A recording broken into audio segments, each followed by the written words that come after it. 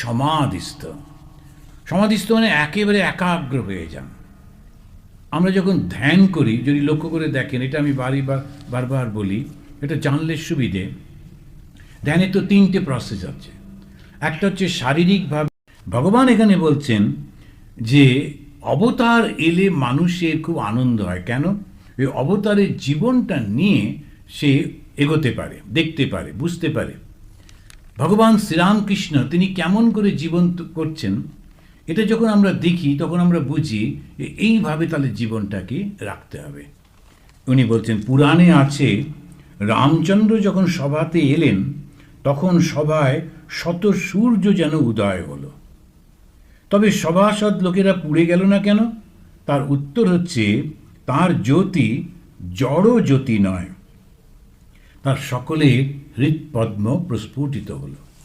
এটা দিয়ে ইন্ডিকেশন দিচ্ছেন যে অবতার যখন আসেন, সেই অবতার ঈশ্বরের সমস্ত রূপগুলো, গুণগুলো প্রকাশিত করেন। যারা বুঝতে পারে তাদের হৃৎপদ্ম অর্থাৎ চিন্তার ভাবনাটা পরিবর্তন হয়ে যায়। তখন তারা একটা আনন্দের জগতে প্রবেশ করে। ধর্মর মধ্যে দিয়ে গিয়ে যদি আনন্দ না পাই, তাহলে ওই ধর্মের কী লাভ? ধর্ম যদি আমাকে দুঃখ দেয়, ক্রোধ দেয়, কোনো জায়গায় আমরা যাচ্ছি সেখানে ধর্মের শিক্ষার নামে আমাদেরকে ভয়ঙ্কর হিংস্র করে তুলছে। ওর থেকে তো মিলিটারিতে জয়েন করা ভালো। তো আর্মিতেও তো ওটাই শেখায় ওরা। তারপরে যদি আমেরিকান সেই সিলগুলো আছে, আর ভয়ঙ্কর যুদ্ধ করতে পারে, তো ওটা যুদ্ধই যদি করতে হবে, আমি মন্দিরে যাব কেন, আমি চার্চে যাব কেন? বরঞ্চ আর্মিতে জয়েন করলেই ভালো। কিন্তু এই ধর্মের নাম করে যখন এই ভয়ঙ্কর শিক্ষাগুলো দেওয়া হয়, তখন ধর্মের অবক্ষয় হয়। কেন?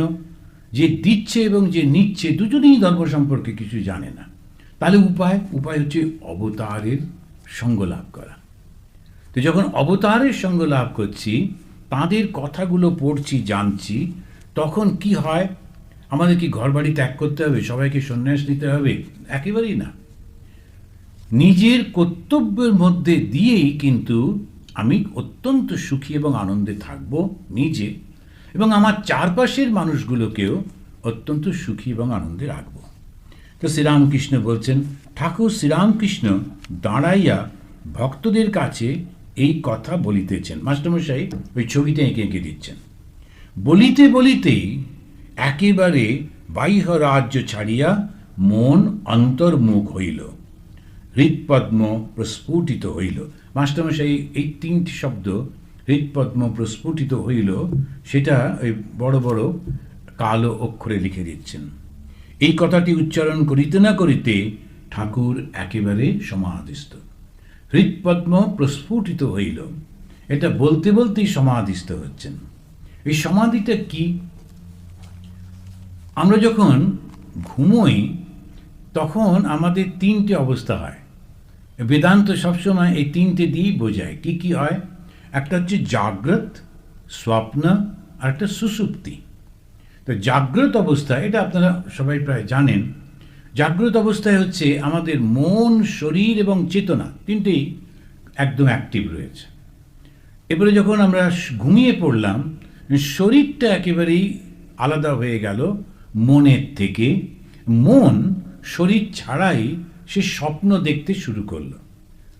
অর্থাৎ শরীরটা না থাকলেও মনের একটা জগৎ হয়, এটা হচ্ছে স্বপ্ন অবস্থা। কিন্তু তার সঙ্গে চেতনাটা রয়েছে। চেতনা না থাকলে মন কাজ করতে পারতো না।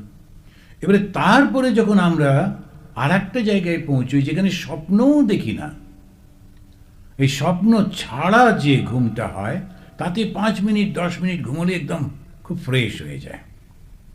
এই আপনাদের এখানে নোটিশ পেলাম 4টের মধ্যে আসতে হবে, তো একদম তাড়াহুড়ো করে, তারপর খাওয়া দাওয়া করতে করতে, এই লোককে গল্প করতে করতেই অনেক সময় চলে যায়।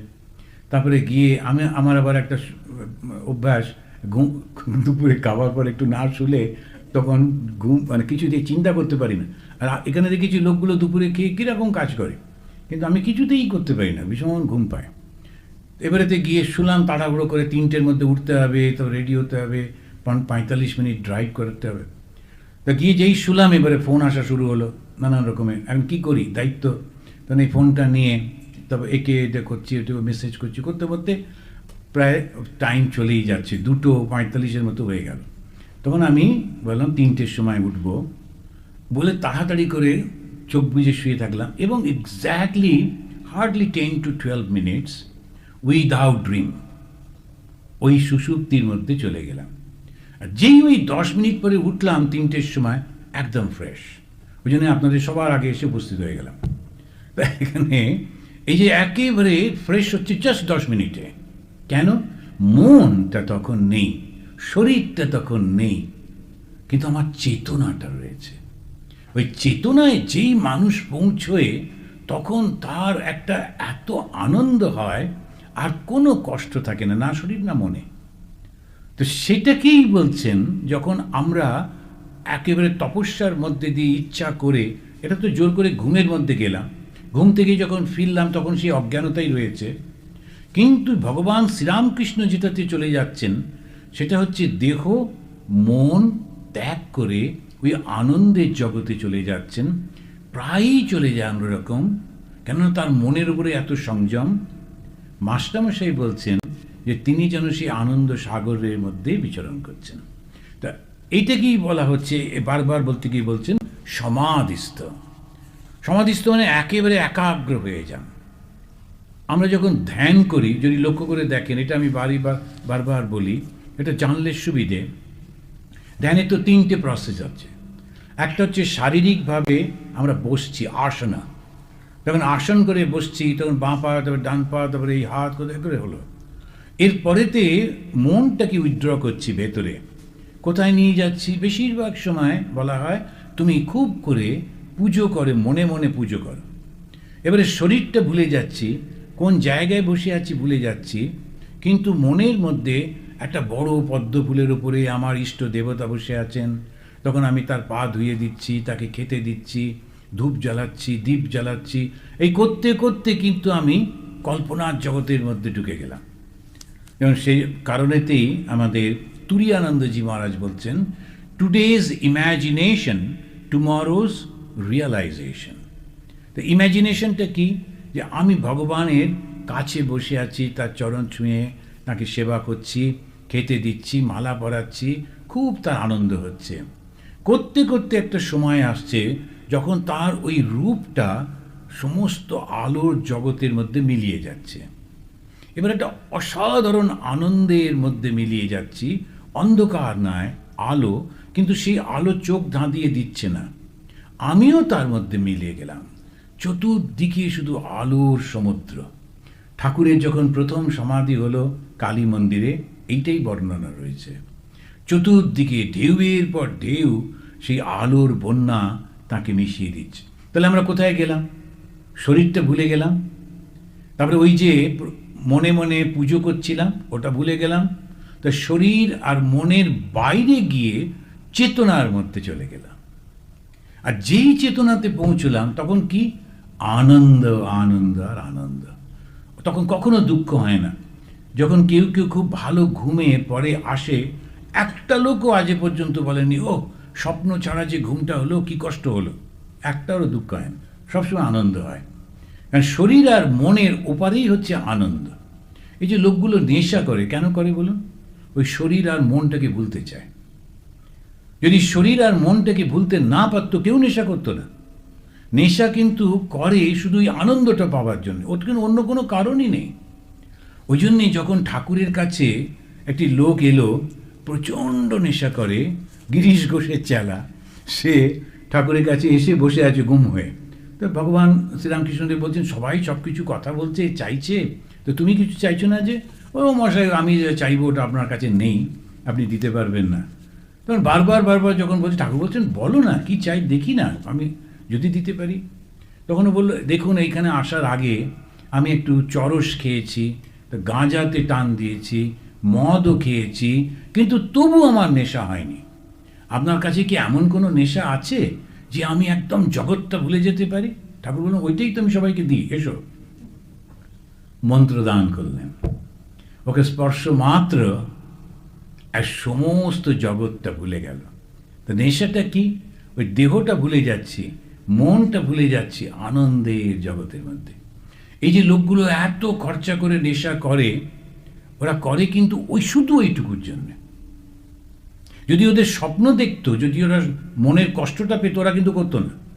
ওই যে ওর বাইরে গিয়ে একটা আনন্দ হয়, কিন্তু ভ্যাকেন্ট। তারপরে যখন ফিরে আসে তখন ওই মেডিসিনের মধ্যে দিয়ে যায় বলে আরও সাইড এফেক্টগুলো হতে থাকে, বুদ্ধি নষ্ট হয়ে যায়, শরীর নষ্ট হয়ে যায়, সমস্ত কিছু। কিন্তু আসল উদ্দেশ্যটা হচ্ছে আনন্দ। তা একদল ধ্যান করে করছে, আর একদল নেশার মধ্যে দিয়ে চেষ্টা করছে। তা এইটাই হচ্ছে আসল, আমাদের এই শরীর আর মনটার বাইরে যেতে হবে। ওই জন্যে রোজ একটু করে ধ্যান অভ্যাস করা খুব প্রয়োজন। আর কখন ধ্যান অভ্যাস করতে হয়? যখন সমস্ত জগৎটা শান্ত হয়ে রয়েছে। তো মোটামুটিভাবে আধুনিক জগতে জগৎ শান্ত কখনো হয় না, কিন্তু তথাপি আমেরিকাতে সব বেশ শান্ত জায়গা, খুব একটা অত মানে শব্দ টব্দ নেই। চুপ করে বসে প্রথমে ভাবতে হয় আমি শরীরের থেকে মনের মধ্যে চলে যাচ্ছি, এবারে মনটার মধ্যে থেকে আলো জ্যোতির মধ্যে চলে যাচ্ছে। তারপরে যদি কখনো চেষ্টা করতে করতে হঠাৎ করে যদি হয়ে যায়, তখন দেখবেন ওর থেকে আর বেরোতে ইচ্ছা করছে না। ওইটাই হচ্ছে নেশা। তো ঠাকুর ওই নেশা ধরিয়ে দিলেন সেই লোকটাকে। ও তখন আর অন্য কিছু ওই চরস মরস খায় না, ও শুধু ধ্যান করে। এটাতেই উনি বলছেন ওই জ্যোতিটা হৃৎপদ্মতে ফুটে ওঠে। ঠাকুর সমাধি মন্দিরে, মাস্টারমশাই একটা খুব সুন্দর শব্দ ব্যবহার করছেন। এখন যেহেতু ঠাকুর দেবতা, তার একটা মন্দির হতে হবে, তো দেবতারা কোথায় থাকে? মন্দিরে। এখন হচ্ছে কোন মন্দিরে রয়েছেন? সমাধি মন্দিরে। আর সমাধিটা কি? যেখানে দেহ নেই, যেখানে মন নেই, যেখানে সৃষ্টি নেই, ওই হচ্ছে সেই সমাধি। তা ভগবান ওই সমাধি মন্দিরের মধ্যে রয়েছেন। ভগবান দর্শন করিয়া শ্রীরামকৃষ্ণ হৃৎপদ্ম কি প্রস্ফুটিত হইল, সেই একভাবে দণ্ডায়মান, বাহ্য শূন্য, চিত্রার্পিতের ন্যায়, শ্রীমুখ উজ্জ্বল সহাস্য। ভক্তরা কেহ দাঁড়াইয়া কেহ বসিয়া অবাক এক দৃষ্টে এই অদ্ভুত প্রেম রাজ্যের ছবি, এই অপূর্ব দৃষ্ট সমাধি চিত্র সন্দর্শন করিতেছেন। অনেকক্ষণ পর সমাধি ভঙ্গ হল। তো শ্রীরামকৃষ্ণ দেবতা কিনা অনেকের সন্দেহ আছে। তাই বললাম যে আসলে আমরা যেটা ছোটবেলা থেকে মনে করে করে হয় যে মা কালী দেবী, আমাদের কোনো আপত্তি নেই। কিন্তু হঠাৎ করে দেবীর চারটে হাতি বা কেন হবে, কেন এই গলায়, এ আবার কী ধরনের দেবী? কিন্তু যেহেতু ছোটোবেলা থেকে শুনে এসছি, আমাদের অসুবিধা নেই। একজন মুসলিমকে বলুন, সে আঁতকে উঠবে যে কী করে আমরা দেবী মানব ভগবানকে, মারামারি করছে, এর করছে। অন্যরা খ্রিস্টানরা মানতে পারবে না, কিন্তু আমাদের ভালো লাগে, এটাতে আমাদের কোনো আপত্তি নেই। কেন? এই ছোটোবেলা থেকে একটা কন্ডিশনের মধ্যে যাই, তো সেই কারণে ওদের একটা কন্ডিশন হচ্ছে ওই ভগবান এরকম, ওদের হচ্ছে এই সমস্ত করে করে ওরা করে। আমরা সব কন্ডিশনের মধ্যে চলে যাই, কিন্তু বিচারটা করি না। তাই ঠাকুর বলছেন বিচার করতে হবে। বিচারটা কি? যদি ভগবান হন তাহলে কি হয়? সবাইকে মারবেন, সবাইকে কাটবেন, এ আবার কি ভগবান? এ কখনো হয় নাকি? তো সবাইকে মারা কাটা এগুলো যে কাজগুলো, সেটা তো খুব অ্যাপ্রিসিয়েটিভ নয়। তো তাহলে তো কাউকে তিনি কষ্ট দিচ্ছেন, কাউকে তিনি কষ্ট দিচ্ছেন না, এরকম তিনি কেন করবেন? তারও তো হয় না। তাহলে ভগবান কে? এটা একটা অদ্ভুত প্রশ্ন। তো এইটা জিজ্ঞাসা করতে করতে যখন আমরা পৌঁছই, তখন দেখি উনি কিন্তু সাক্ষীবৎ। এখানে এই যে রয়েছেন, এক দৃষ্টে তিনি রয়েছেন সাক্ষীবৎ, সব শুধু দেখছেন, কিছু করেন না। যেমন ভগবান শ্রীকৃষ্ণ তিনি গীতাতে বলছেন, নদত্তে কস্যচিৎ পাপম ন চৈবম সুকৃতম বিভু। ভালো মন্দ কোনোটাই কিন্তু বাবু আমি করি না, আমি শুধু তোমাকে সৃষ্টি করে তোমার সামনে ভালো আর মন্দটা রেখে দিয়েছি। এবারে যদি তুমি মন্দটা নাও, এবার তো কষ্ট হবেই, আর তুমি যদি ভালোটা নাও তাহলে তোমার আনন্দ হবে। আমি কি করব? তুমি তো চয়েস করেছো না, আমার তো কিছু করার নেই। শুধু তাই না, যাতে তুমি ভালোটা নাও সেটা বোঝাবার জন্যে আমি অবতার রূপ ধারণ করে তোমার সামনে এসে এত কথা বলছি, জীবনটা দেখাচ্ছি। মহাপুরুষরা এসে জীবনটা দেখাচ্ছেন, তবুও তুমি শুনবে না, শিখবে না, তো তখন কি হবে? কষ্টটা পেতে হবে। সেটা আমি কি করব? আমি কিন্তু তোমাকে সুখও দিই না, আমি দুঃখও দিই না। তার কারণ আমি একেবারে সাক্ষী, শুধু দেখি কি হচ্ছে। ওই ছোট্ট বাচ্চা, সে ঘরে, ও তো কিছু বোঝে না, ঘরে খাটের উপর বসে আছে। এবারে যে বাড়িতে কাজ করতো সেই মহিলা, ও দেখছি বাচ্চাটা ছাড়া বাড়িতে কেউ নেই, এদিকে কিছু টাকা পয়সা সামনে পড়ে রয়েছে, তারপরে একটা ঘড়ি পড়ে রয়েছে, ও টুকটুক করে ওটা নিচ্ছে, ও বাচ্চাটা বসে বসে দেখছে, ওর কোনো রিয়াকশান নেই, ও কিছুই বুঝছে বা দেখছে না যে ও টাকাটা নিল কিংবা ঘড়িটা নিল। আর যে ওইটা করছে, যে চুরি করছে, তারও কিন্তু অসুবিধে হচ্ছে না, সে দেখছে যে আমি তো, ও তো বুঝতে পারবে না, সুতরাং ও নিয়ে যাচ্ছে। তো ঈশ্বর ঠিক ওই রকমভাবে আমরা মনে করি যে ভগবান তো দেখতে, বুঝতে পারবে না, আমি ঠিক করে ফেলতে পারবো। আমরা ওই রকমভাবে, উনি চুপ করে বসে আছেন আর ওর চোখের সামনে আমরা অন্যায় করে চলেছি।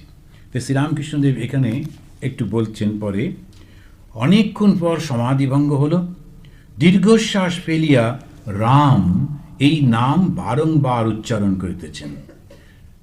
নামের বর্ণে বর্ণে যেন অমৃত ঝরিতেছে।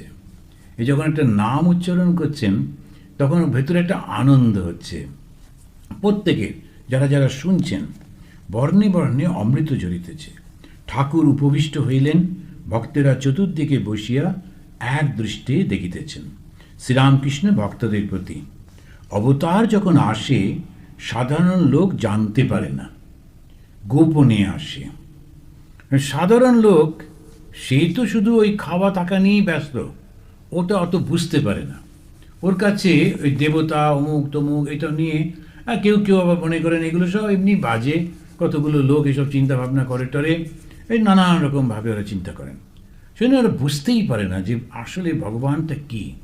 এই যে একটা অসাধারণ ভালোবাসা, সেটা ধরতেই পারে না, কেন এত বেশি স্বার্থপরতা থাকে। দু চারজন অন্তরঙ্গ ভক্ত জানতে পারে রাম পূর্ণ ব্রহ্ম, পূর্ণ অবতার, একথা 12 জন ঋষি কেবল জানত।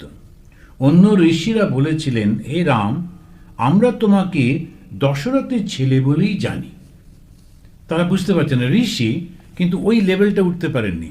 যদি আপনারা ওই অনেকে হয়তো পড়েছেন যে রামায়ণ যদি পড়েন, আচ্ছা আমাদের যে অরিজিনাল যে রামায়ণটা, সেখানে দেখবেন রাম যখন ওই জঙ্গলে প্রবেশ করছেন, তিনি ধীরে ধীরে ধীরে ধীরে বিভিন্ন ঋষির সঙ্গে তার দেখা হচ্ছে। তো সেখানে সুতীঘ্ন বলে একজন ঋষি আছেন। সেই সুতীঘ্ন ঋষি, তিনি অপেক্ষা করছেন রামকে দর্শন করে দেহত্যাগ করবে, তার মৃত্যু এসে গেছে। ঋষি জানেন, কিন্তু মৃত্যু থেকে আটকে রেখেছেন, বলছেন একটু অপেক্ষা করো, এখনই আমি যার ধ্যান করি তিনি মানব রূপ ধারণ করে আসছেন। কারণ ঋষি তো উনি জানে, সেই জন্যে একটু অপেক্ষা করতে হবে। বসে আছেন। যখন রামচন্দ্র ঢুকলেন, তাকে বসালেন, কথা বললেন, বললেন রাম আমার সময় হয়ে গেছে, চলে যেতে হবে, তবু আমি সময়কে বলেছি একটু অপেক্ষা করো, তোমাকে দর্শন করব বলে। এত সুন্দর এই মানব রূপে তুমি এসেছো, আমি এত দীর্ঘদিন ধ্যান করলাম তোমাকে, তাই ভাবলাম তোমার মানব রূপটা দেখে তারপরে শরীর ত্যাগ করব। তখন ওনার সামনেই শরীর ত্যাগ করে উনি ব্রহ্মলোকে চলে যাচ্ছেন। তো এই যে ঘটনাগুলো আমরা দেখি, যখন ঋষিরা ওরা বুঝতে পারছেন, সেজন্য অপেক্ষা করছেন, কিন্তু রামচন্দ্র ওখানে একটা শব্দও বলছেন না। ঠিক আছে, আমি তোমাকে আশীর্বাদ করে দিলাম, একটা শব্দ, চুপ করে আছেন। কেন? ওই সাক্ষী রূপে তুমি যে কর্ম করেছো, সেই কর্মের ফল তুমি নিয়ে চলে যাবে। আমাকে দর্শন করলে, ভগবানকে দর্শন করলো, মানে সেই রকমই। মহাভারতে যদি দেখি, তখন দেখছি যে আমাদের ভীষ্মদেব, তিনি চুপ করে শুয়ে আছেন এই সমস্ত তীরের ওপরে। তার বিছানাটা হচ্ছে তীর, ভয়ঙ্কর কষ্ট, আর তারপর হচ্ছে মাঠের মধ্যে পড়ে আছেন। তো সেই জন্যে কষ্ট তো হচ্ছেই, কিছুতেই শরীর ত্যাগ করছেন না। কেন? ওর ইচ্ছা কৃষ্ণ সামনে এসে দাঁড়ালে কৃষ্ণকে দর্শন করতে করতেই শরীর ত্যাগ করবেন। কৃষ্ণ হচ্ছেন বিষ্ণু, এটা উনি জানতেন। তথাপি কিন্তু কৃষ্ণের বিরুদ্ধে উনি অস্ত্র তুলেছিলেন। কেননা মানুষ যখন আমরা হয়েছি, নিজের নিজের কর্মগুলো তো করতে হবে, ও করে যাচ্ছেন, সব জ্ঞানী পুরুষ। এবারে কৃষ্ণকে কে নিয়ে যাচ্ছে? যুধিষ্ঠির। কেন? কৃষ্ণ বলছে তোমার অত কষ্ট করার কিছু নেই, দুঃখ পাবার কিছু নেই, এই যুদ্ধটা হবারই ছিল, তুমি কর্তব্য করেছো। কিন্তু যুধিষ্ঠিরের মন কৃষ্ণের কথা শুনে হচ্ছে না। উনি বলেন না না না, আমাদের সবথেকে শ্রেষ্ঠ জ্ঞানী যিনি, সেই ওনার কাছে যাব, যে দেবব্রত ভীষ্ম, তার কাছে গিয়ে জিজ্ঞেস করব। তখন কৃষ্ণ বলেন, চলো, দেবব্রতর মাধ্যমেই শোনো। আর যখন উনি গেলেন ওখানেতে, যে সুন্দর ভাগবতে সেই বর্ণনা, তখন ওই ভীষ্ম বলছেন যে তোমরা স্বয়ং ভগবানের সঙ্গে থাকলে কিন্তু ভগবানকে চিনতে পারলে না। আমি সেটাই বুঝতে পারি না, সারা জীবন এত দীর্ঘ বছর তোমরা ভগবানের সঙ্গেই রয়েছ, ভগবানকে বুঝতে পারলে না। তো এইখানে ঠাকুর বলছেন, অবতার যখন আসেন তখন লোকেরা বুঝতে পারে না। যদি তিনি ওই রকম কর্ম না করেছেন কি করে বুঝবেন? অর্জুনকে মাঝে মাঝে দর্শন দিচ্ছেন, বলছেন, অর্জুন খুব ভালোবাসতেন অর্জুনকে। অর্জুন মাঝে মাঝে হ্যাঁ এবারে বুঝেছি, তো কিছুক্ষণ পর আবার ভুলে গেল। না, আচ্ছা আর একবার বলো দেখি কি বলেছিলে। তো এইরকম হচ্ছে। কিন্তু এই ভীষ্ম তিনি ভগবানকে দেখে বলেন, জানো উনি কেন তোমাদের সবাইকে নিয়ে এখানে এলেন?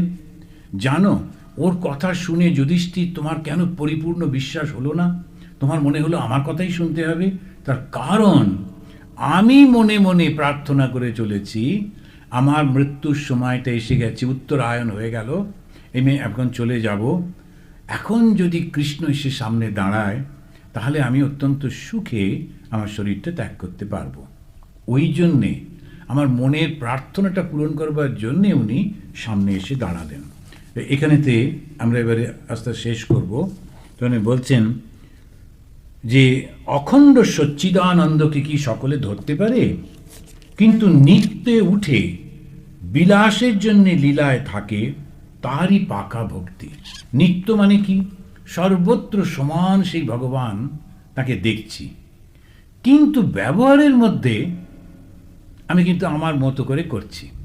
যেমন যখন নাটক হয়, তো নাটকে যে রাজা, সে তো জানে যে কারা কারা কী কী করছে, কিন্তু নাটক করবার সময় দেখা গেল রাজা যে সেজেছে তারই বড় ভাই হয়তো চাষি হয়েছে, কিংবা তার বস সে হয়তো ড্রাইভার হয়েছে।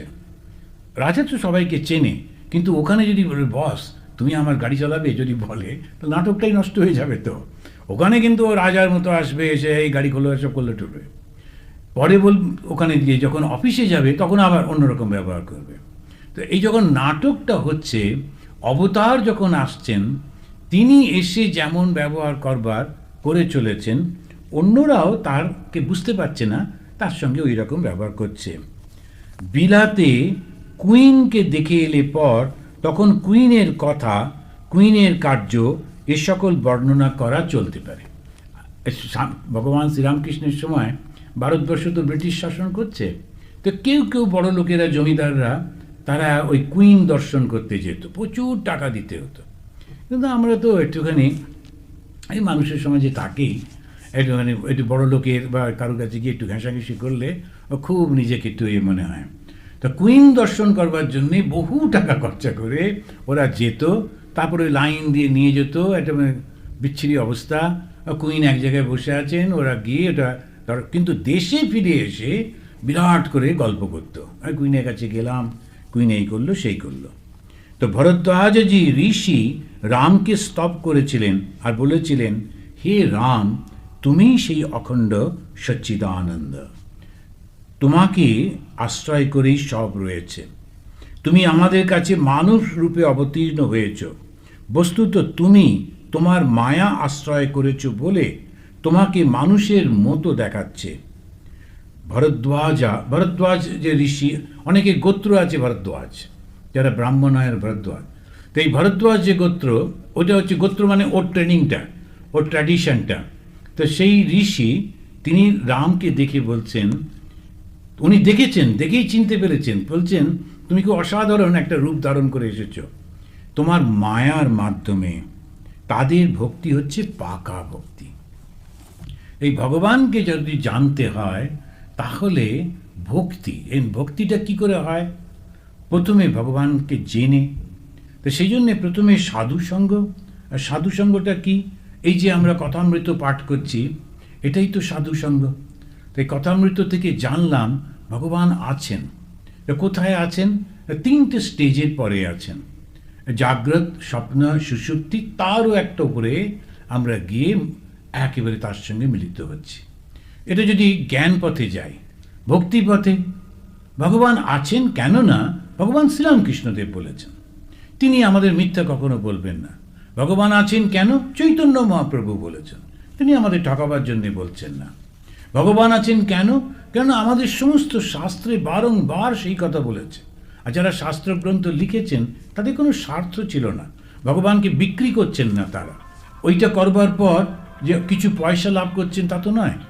সুতরাং এই মানুষগুলো যারা আমাদেরকে শেখাচ্ছেন এইরকমভাবে, তো আমরা অবশ্যই এদেরকে বিশ্বাস করতে পারি। তা সেই রকম ওই ভরদ্বাজাদি তারা সমস্ত বুঝতে পেরেছিলেন এবং তারা বলছেন যে রাম, তুমি কি সুন্দর মায়ার রূপ ধরে এসেছো, তোমাকে মানুষের রূপ ধরে এসেছেন। এখন ওই নাটক করছে বাবা, ছেলে বাবাকে খুঁজতে এসে দেখছে যে কোথায়, বুঝতে পারছে না, কেন অন্যরকম রূপ একটু সেজেছে। তারপরে হঠাৎ করে চিনতে পেরেছে ছোট ছেলে, তখন প্রচণ্ড চিৎকার, ওইটা আমার বাবা, ওইটা আমার বাবা বলে ও স্টেজের মধ্যে বাবা, এখন বাবারও খুব অস্বস্তি, আর ওই চেঁচাচ্ছে ওখান থেকে, কিন্তু ও তো বাচ্চা, ও বাবাকে চিনতে পেরে খুব খুশি হয়ে গেছে। ঠিক তেমনিভাবে ঋষিরা যখন তারা যাকে ধ্যান করেন তাকেই যখন মানুষের রূপে সামনে দেখতে পাচ্ছেন, ওই ঠিক ওই ছোট বাচ্চার মতো প্রচণ্ড আনন্দ হচ্ছে যে আমরা তোমাকে চিনতে পেরেছি বলে। আর সমস্ত ধর্মের আলটিমেট রেজাল্ট হচ্ছে আনন্দ। এই ধর্মটা যে আমরা পালন করি তার আসল কথার উদ্দেশ্য হচ্ছে যাতে আনন্দ পাই। আমরা অনেক সময় ধর্ম সম্পর্কে একটু ভয় পাই, তার কারণ হচ্ছে ওই ধর্মের বাইরের রূপটা, ধর্ম সম্পর্কে ঠিকমতো জানি না তো তাই। কিন্তু ধর্মটা আসলে পরিপূর্ণভাবে আনন্দ। কেমন করে সেই আনন্দটা পাবো? তা প্রথমে মনে করি যদি আমি নিজের জন্যে সব কিছু করি তাহলে আনন্দ, কিন্তু দেখা গেল না, তাতে হচ্ছে না। কিন্তু যখন আমি অন্যকেও ভালোবাসতে থাকি তখন দেখছি আমার আনন্দটা খুব বেড়ে যাচ্ছে, চতুর্দিকে সে আনন্দটা আরও বেশি বেশি হচ্ছে, পুরো একটা পৃথিবী সমস্ত আমার পরিবার। তো ওই জ্ঞানটা লাভ করার পর ভারতীয় সেই জ্ঞানে চূড়ান্ত অবস্থায় বলছেন বসুধৈব কুটুম্বকম, সমস্ত এই বসুধা মানে হচ্ছে পুরো বিশ্ব আমার কুটুম্ব, কুটুম্ব মানে আত্মীয়, রিলেটিভস। তা আমরা যখন যাই, আমার মাসি আছে, আমার ওখানে পিসি আছে, আমার কাকা আছে, এটা মনে হয় একজন আমার নিজের লোক আছে। মানে পৃথিবীতে যে যেখানে আছে সব তো আমারই লোক। আমরা যখন সন্ন্যাস নেবার পর আস্তে আস্তে একটু সিনিয়র হলাম, তখন আশ্রম থেকে বেরোতে শুরু করলাম, যেখানেই যাই দেখছি আমাদেরই লোক। ওই ঠাকুরকে ভালোবাসে, সুতরাং ঠাকুরকে ভালোবাসে বলে যে ঠাকুরের আশ্রমের সন্ন্যাসী কেউ গেলে সে, আপনি যেখানেই যান, লন্ডন যাচ্ছেন কি ফ্রান্সে যাচ্ছেন কি ইন্ডিয়ার কোনো জায়গায় যাচ্ছেন, যেখানেই যাচ্ছেন কিছু না কিছু লোক দাঁড়িয়ে আছে আপনাকে রিসিভ করবে বলে। তো সেই জন্য যখন আমি প্রথম আন্দামানে গেলাম তখন খুব ভয় লাগছিল, কোথায় যাচ্ছি। ওমা, আন্দামানে গিয়ে দেখছি সেখানেও কিছু লোক দাঁড়িয়ে আছে আমাকে রিসিভ করবে বলে। তো তখন আমার মনে হয়েছিল যে সেই রবীন্দ্রনাথের সেই কথাগুলো, যে তুমি সর্বব্যাপী হয়ে রয়েছ, আমি শুধু ভুল করি, ভাবি যে আমি কোথায় যাব, কিন্তু কোনো ভয় থাকে না। কেন কি পুরো জগৎটাই ভগবানেরই। আমি যদি রামকৃষ্ণ মিশনের সন্ন্যাসী না হতাম তাহলে কি আপনারা এত যত্ন করে, এত শ্রদ্ধা করে, আদর করে ডাকতেন না? শুধু যদি এমনি নামে আসতাম, টিকিট কাটো 75 টাকা, তারপরে ঢোকো, তো এরকম। কিন্তু ওখানেতে কি সুন্দর করে নিয়ে যাচ্ছে। ওই যে একটা আমেরিকান ছেলে আমাদের ওই গ্যাঞ্জেসে, ছোটো ওই 7-8 বছর হবে, তো এসে দেখেছে যে সবাই এসে আমাকে আলাদা করে একটা চেয়ার দিচ্ছে, খাবারটা নিয়ে এসে আমাকে দিচ্ছে। তো আমার সামনে চেয়ারটা এসে বসেছে, বসে বলছে, আপনি এই চেয়ারটায় বসেন, অন্য কেন কেউ বসে না? আমি বললাম, কেন না, আমি সন্ন্যাসী, তাহলে আমি ওখানে বসবো। আমি 20 বছর পরে এসো, সন্ন্যাস নিয়ে 20 বছর পর তারপরে যদি আসো তাহলে এই চেয়ারে বসতে পারবে, এমনি এমনি বসতে হবে? তো এখন আমরা যে ভগবানকে ডাকি, শ্রীরামকৃষ্ণকে ডাকি, আপনারাও ওই ভগবানকে ভালোবাসেন। আর সেই ভালোবাসার কারণে কিন্তু এই পুরো জগৎটা আত্মীয়দের মতো হয়ে গেছে।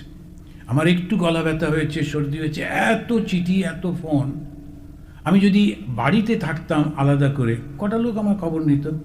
বরং দেখতাম আমার দাদাও খবর নিচ্ছে না, তারপরে বোনও খবর নেয় না, তখন আবার একটা ঝগড়া, আমার অসুখের সময় তোমরা খবর নাও না বলে একটা উৎপাত। এখন এত লোক ভালোবাসে কেন? ভগবান হচ্ছেন ভালোবাসা, আমাকে না, ওই ভগবানকে ভালোবাসে। তো যেই আমরা ধর্ম পালন করব, তখন আমরা ছোট্ট এইটুকু পরিবারটা পুরো জগৎ জুড়ে হয়ে যাবে।